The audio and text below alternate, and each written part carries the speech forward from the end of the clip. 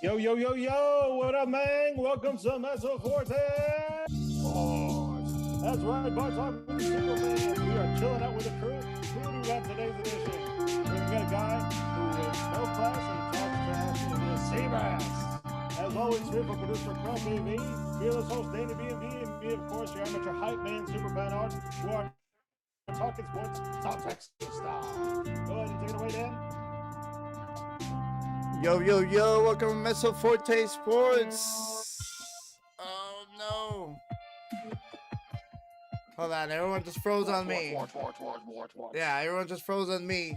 All right, yo, yo, yo, welcome to Mezzo Forte Sportz. This is coming to you live from San Antonio, Texas, to your ears from Sports Time, Sports Time for your free time. This is Danny BMD, your host. What up? How's everyone doing? And how did your team do this week? All right, guys. We'll go ahead and we had a little bit of technical difficulties, but we're good now. Just want to go ahead and give a quick shout out to everyone joining us today. Again, we are on live on Twitch. We are live on YouTube as well, and as well as on Facebook. We'll start go ahead and promoting that a little bit. But you guys can definitely check out the replays, everything on our YouTube channel. Check that out. Subscribe, follow us, and definitely like all of our stuff. Thank you so much for following us and for listening in. We'll go ahead and get started with our little roundtable. Hello.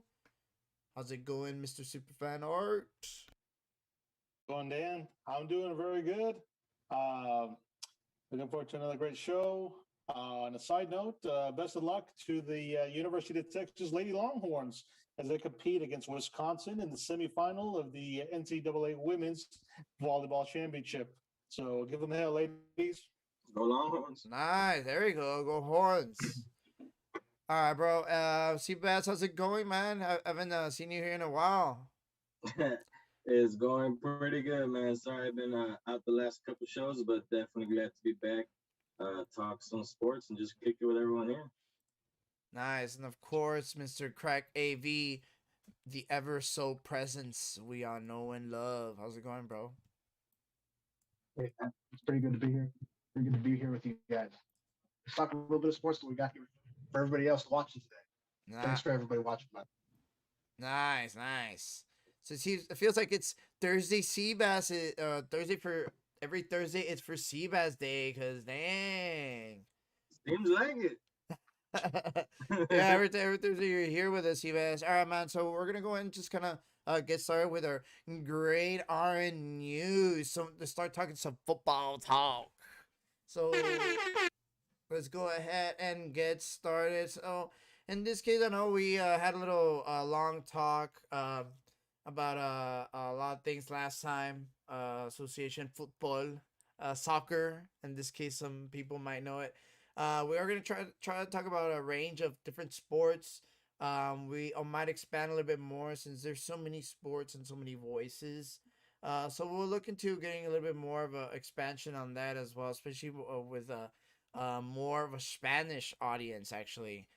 So definitely keep on a lookout for that coming soon. We'll definitely talk about that later. But we'll talk great iron news today. So football. American football. American football. So today we'll talk about American football, some NFL. All right, go ahead, Art. Take it home. Thank you very much, Dan. Well, we got a litany of questions to cover with the gridiron, not including the draft. Notably more about some changes that could be coming about in the next season or so. Obviously, a big name in the sporting world is Tom Brady. You know, Hall of Fame quarterback, got more rings. Like he needs to put him on his toe now. He had a bit of a bit of opinion about one such rule is dealing with the jersey change. So apparently, defensive linemen or I don't know who can exactly wear like additional numbers. Like I think, like Seabass, help me out here. Like, what numbers were they normally supposed to have, and now they have to change? So I can't name all of them by heart, but pretty much it was specified by position. So normally you would have quarterbacks with numbers from 0 to 20. You would have receivers with the 80s, with the 10s. Most linemen would be 60s, 70s. It was pretty defined for many, many years. So making a change like this for veteran players, obviously like Tom Brady, other quarterbacks, or just anyone that's been there for a while, it is a big change. It's going to be maybe a bit confusing, believe it or not. But also he said mainly the O-line, they might have a little bit of trouble like identifying blitzes, for example, or who might be the middle linebacker. There could be some confusion there. Absolutely. I mean, most teams, they always prepare for the team they're playing, so they know what linebacker to look out for, what number they're wearing. So they'll still do that. But when you're talking about substitutions, when you're talking about all the rest of the players that maybe they didn't game plan so much for, yeah, they're used to looking up numbers. They know what position everyone's playing. That's not going to be a possibility next year because who knows what players are going to choose to switch their numbers. Yeah, I wish Coach Stosko could have been here today because he was an actual player. He might have given us some insight back in his old glory days. Yeah, and his current coaching days too. Yeah, that's true. He's the current coach. We don't call him that for a reason. It is crazy because like you don't really think about like just kind of like in general, as a fan, you kind of, or some fans might pay attention and stuff like that. Like you kind of know, you all the 90s are the O linemen, the 60s are O linemen, or the linebackers and stuff like that. You just kind of know. But as a player, dude, like I'm sure that's like huge on strategy.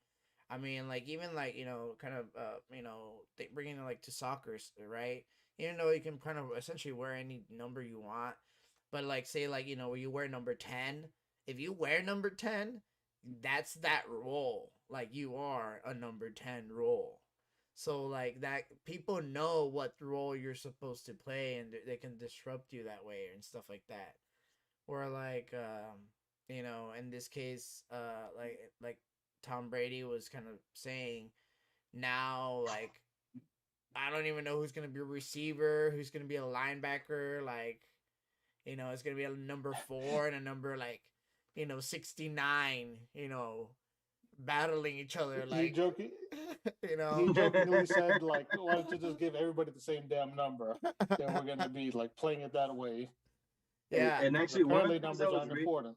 One of the things I was reading on this a couple of days or last week, I think, is that apparently a not well-known rule in the NFL is that if a player normally wants to change their number, if they're granted, they're forced to go ahead and buy out the current inventory of that number. So pretty much you can't just take a number and then if it takes their losses with all the jerseys of whoever had that number before.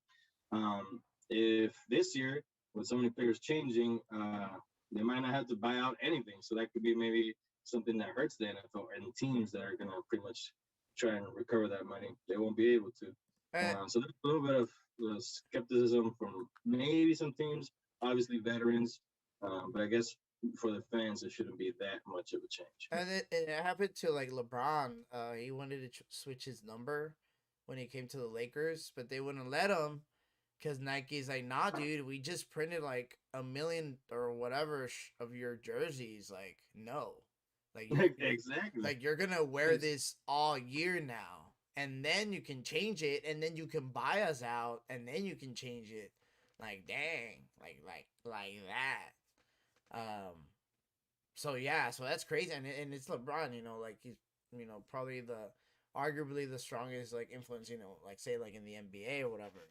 But that's crazy. I don't know how like a small change like that you don't really think about it. I'm like, oh, but whatever, things whatever they want, right? But no, like especially to a quarterback, which is like a position that requires a lot of a lot of information to process like very quickly, and like knowing like certain numbers and stuff like that. Yeah, like you can kind of map out your stuff or whatever. I don't know. I would imagine so. I don't know. I can imagine myself playing Madden and think about it like that. You know what I mean? How many life lessons we could learn from Madden? I know, like really bad example, right? But I mean, I'm sure, like, I don't know. I didn't think about that, but yeah. What else, Arturo? Just one more small change before we go into a even more controversial one is just the simple fact the NFL is pushing for a 17-game season. Now, obviously, you could look at it as from a money standpoint. The fans get more money.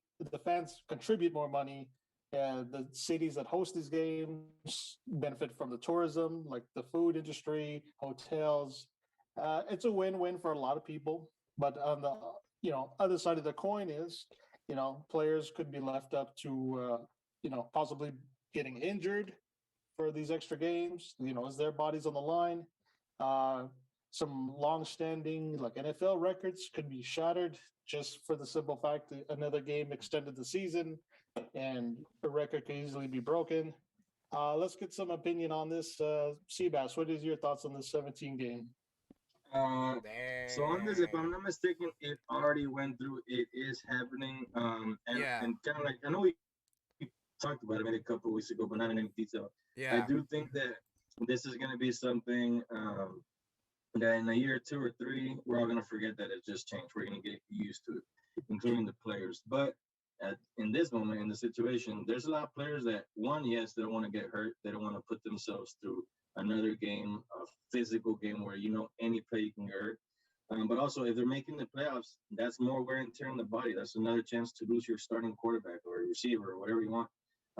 Also, it's going to change their game plans and how they manage their season, and it's going to change the bye weeks too.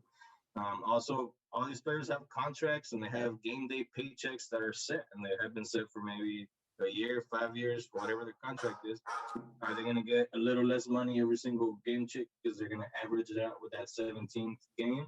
And if so, maybe some players are going to have their finances all over the place.